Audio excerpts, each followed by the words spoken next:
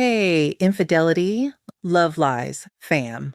Let's talk about the kind of lie that doesn't scream but whispers, the kind that slowly, insidiously poisons your daily life, meticulously dripped into your reality designed to keep you trapped in a gilded cage while you desperately yearn for a family you were told you couldn't have.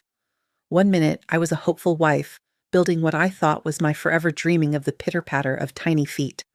The next, a chilling revelation delivered by an unexpected hand ripped away the illusion of our perfect life.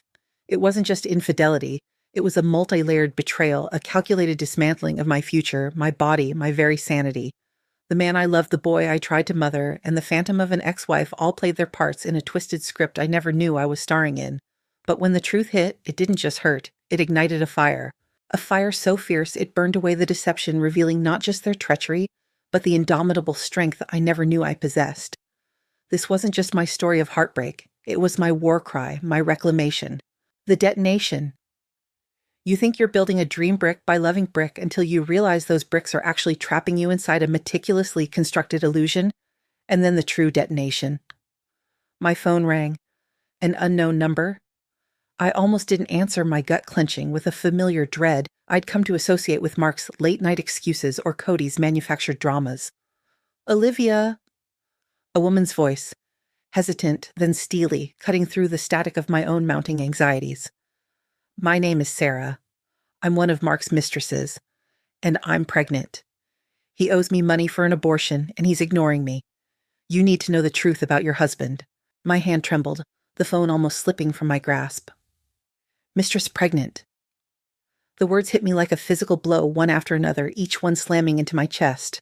But then a cold, surgical calm descended, a clarity I hadn't felt in years. Tell me everything, I whispered, my voice barely audible yet rock steady. And she did. She didn't just expose his infidelity, she laid bare the horrifying calculated depth of his deceit. Mark, the loving husband, the devoted father to Cody, had a string of women on the side, each one a different facade for his lies, a different performance in his twisted play. He calls you useless, says you're just a pretty face good for decorating the house, says you're just a front for his business, makes him look stable. My stomach churned, a bitter bile rising in my throat. He used me.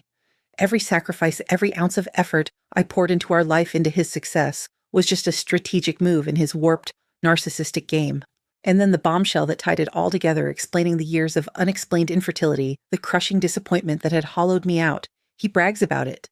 Says he's giving you some kind of hormone blocker, mixing it into your vitamins so you won't get pregnant. Says you'd mess up his perfect family with Cody. The air left my lungs. The world spun. Hormone blocker. My body, my dreams, my deepest desires systematically sabotaged by the man I swore to love, the man I trusted with my life. My barrenness wasn't a cruel twist of fate. It was a calculated act of malice, a deliberate, insidious theft of my future, my choice, my very essence as a woman. And then came the final crushing blow. He's been embezzling money from the company to live, using it to fund his lifestyle, his other women. He's been bragging about how easy it is to get away with since you're so trusting with the books. The man I had helped build an empire was destroying it from the inside out, using me as his unwitting accomplice. The betrayal was complete, multifaceted, and utterly devastating. The fury that ignited within me was unlike anything I had ever known. This wasn't just pain. It was a powerful, righteous fire demanding justice. They were about to learn that the useless wife they so underestimated was about to unleash a storm. The confrontation. When you've been stripped of everything, the only thing left to lose is fear itself. And then the true battle begins. The rage was a cold, pure fuel. It didn't consume me. It sharpened me. Mark and Cody, oblivious to the volcano about to erupt, continued their charade. Another emergency, another family crisis, designed to get me out of the house. Mom, I need to go to Grandma's for the weekend. She's not feeling well. Mark with a fake sigh. You know how Cody gets live.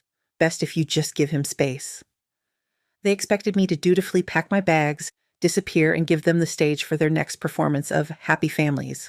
But this time, I didn't pack a bag for myself. This time I called my lawyer. I gathered every shred of evidence. The detailed logs from the private investigator I'd secretly hired months ago. The damning messages from Sarah, his mistress. The secret X, formerly Twitter account filled with Cody's boastful posts about his real family. The medical records meticulously analyzed by a new independent doctor who confirmed the presence of a powerful fertility inhibitor in my system. And the financial records, which I'd secretly copied weeks ago, detailing the blatant embezzlement the company funds siphoned off to God knows where. The day they expected me to leave, the day they planned their next family reunion, I walked into our perfectly manicured living room, not with a suitcase, but with a legal team. My lawyer stood beside me, quiet but imposing. Mark and Cody stared, their faces a mixture of confusion and dawning horror. "A surprise," I said, my voice steady, dangerously calm. "I'm not going anywhere, but you are." I watched Mark's jaw drop, his eyes widening in disbelief. Cody, usually so manipulative, looked like a deer caught in headlights. "Olivia, what is this?" Mark stammered, his usual charm, replaced by raw panic. "This," I said, gesturing to the stack of files in my lawyer's hands, "is the truth. All of it. The hormone blockers you've been secretly putting in my vitamins. The embezzlement from your company. The parade of mistresses funded by stolen money. The little charade you and Cody have been running to get me out of the house so you could play happy families with your ex. Every single lie, every single manipulation, every single betrayal." I watched as the color drained from Mark's face. Cody started to cry, not tears of remorse, but of pure shock and fear. The air in the room crackled with the weight of shattered illusions. This wasn't just a confrontation, it was an execution. A precise, devastating unveiling of every dark secret, every twisted truth. The perfect cage, the beautiful illusion, was not just broken, it was obliterated. And I, the woman they thought they could control, was holding the hammer. As Mark crumbled before me, his carefully constructed world collapsing, I felt not a flicker of remorse, but a quiet, powerful liberation. This was just the beginning of my reckoning. The setup, how the cage was built. I remember the excitement, the naive, blinding joy of my wedding day. My first marriage. I'm Olivia, 35 years old at the time this nightmare came crashing down. Mark, a charming tour guide with a twinkle in his eye, in a past I believed was neatly tucked away, was my second chance at everything I'd ever wanted. He already had Cody, his 15-year-old son from his previous marriage, and I embraced the role of stepmother with open arms, pouring my heart into building a bond with him, trying to be the loving, supportive figure he needed. Our life on the surface was a picture of idyllic bliss in a bustling city. He ran his burgeoning tour company, and I, with my sharp business mind, had helped him grow its reputation, quietly bolstering his success while tending to our beautiful home. All I wanted was a family, a complete one, to fill the quiet spaces of my heart, and a baby. More than anything, I longed to hold my own child in my arms. Years passed. Doctor's appointments blurred into a relentless cycle of hope and crushing disappointment. Every test came back clear. My health was fine. Mark's health was fine. Yet nothing. Month after month, year after year, no pregnancy. My heart ached with an emptiness I couldn't fill.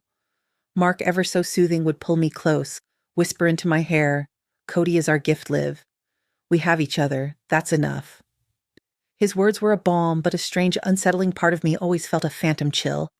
Was it enough? Was I really okay with this persistent, unexplained barrenness? He was so attentive.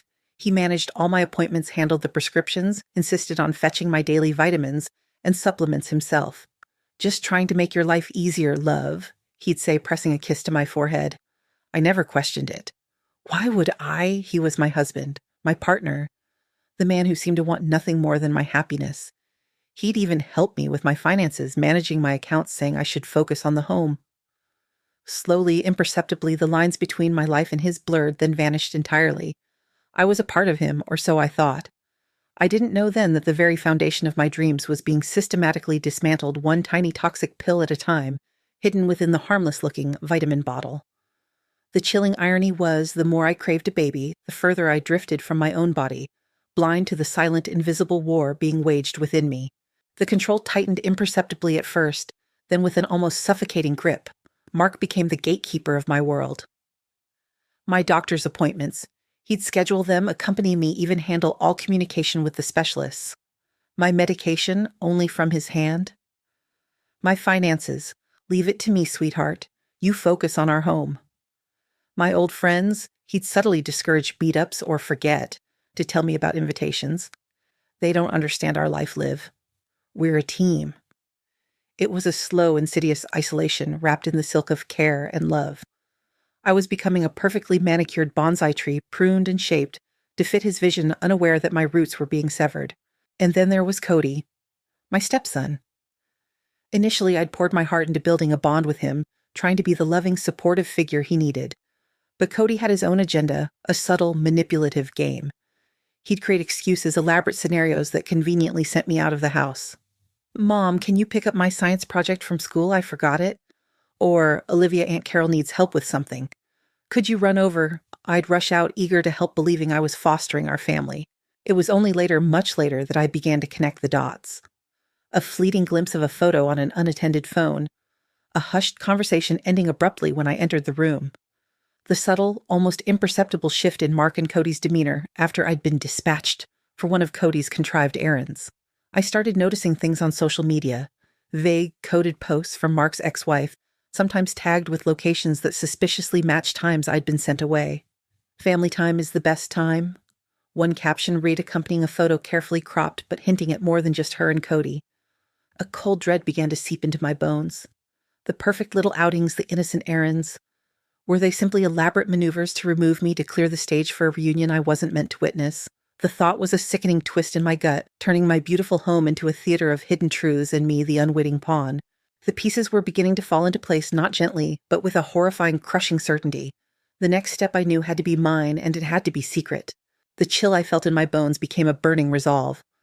I created a secret X, formerly Twitter account, a digital ghost to observe. And there it was. Cody's account, the one he'd claimed was just for school, was suddenly uncensored for me. He had blocked me from his main feed, a feed teeming with photos of him, Mark, and his mother, Mark's ex-wife, on what looked disturbingly like family outings. There were dates, locations, little inside jokes, all while I was being shooed out of the house on fake errands. The betrayal wasn't just from Mark. It was a conspiracy involving my stepson, the boy I'd loved and tried to care for. They were mocking me, openly celebrating their family behind my back. The anger was a hot, searing fire burning away every last vestige of my naive trust. The aftermath and rebirth. Sometimes the greatest victory isn't about winning a battle, but about gracefully walking away from the war, fully healed and gloriously reborn. The aftermath was brutal but clean. I filed for divorce immediately. With the mountain of evidence, my lawyer moved swiftly. Mark's financial deception was undeniable. His company, once a symbol of his supposed success, crumbled under the weight of embezzlement investigations. He was stripped bare, left with nothing but his lies and a shattered reputation. Cody, caught in the crossfire of his father's deceit, spiraled. His carefully constructed world, built on manipulation and hidden truths, disintegrated. The ex-wife who had reveled in their secret reunions suddenly found herself without a stage, without a reason to interfere, her complicity now exposed. The mistress Sarah confirmed what I already knew. The baby she was carrying wasn't Mark's. Another layer of deceit, another tangled web unraveled. I took the house. Not because I wanted it, but because it was mine by right and a symbol of his final defeat. I sold it swiftly and without looking back. That house, once a dream, was now tainted, a monument to a beautiful cage. I needed a fresh start, a clean slate, a world unburdened by his shadows. I moved to a new city, one where every street corner didn't whisper of his lies. It was a leap of faith, a terrifying and exhilarating dive into the unknown. I focused on my healing, on rediscovering the woman I was, before Mark's insidious control. I poured myself into my old passions, rekindled friendships, and slowly, gently began to rebuild my life piece by authentic piece. And then when I least expected it, I met Ethan. He wasn't a whirlwind of charm like Mark, no grand pronouncements. He was kind, steady, truly saw me and loved me for who I was, scars and all. He was the safe harbor I never knew I desperately needed. And after years of battling the effects of the hormone blockers, after dedicated treatment and unwavering hope, my body began to heal. And then the impossible happened. A positive test, my first child, my precious miracle conceived in love, not deceit, a true testament to my resilience. Mark is a ghost now, a cautionary tale. Cody is struggling, learning the hard way about the consequences of deceit. Their choices left them isolated, adrift. But for me, life bloomed.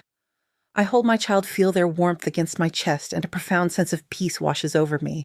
The cage was beautiful, yes, but it was still a cage. And breaking free, fighting for my truth, was the bravest, most beautiful thing I ever did. Because sometimes the family you thought you needed isn't the one that's meant for you. Sometimes you have to burn down the false home to build a real one brick of authenticity at a time. And that, my friends, is a masterpiece. Hey everyone, it's Olivia, and thank you for being here with me tonight, listening to my story on Infidelity Love Lies. This journey? It's been a winding road, full of pain and eventual triumph. For so long, I thought my life was defined by the lies I was told by the cage I was in. But standing here today, I know that breaking free, even when it feels impossible, is the bravest thing you can do for yourself. Have you ever felt trapped in a beautiful cage, believing a lie that was holding you back? What was your moment of truth, the one that gave you the courage to break free and reclaim your life? Share your experiences in the comments below. Let's create a space where we can all reflect on our struggles and celebrate our strength.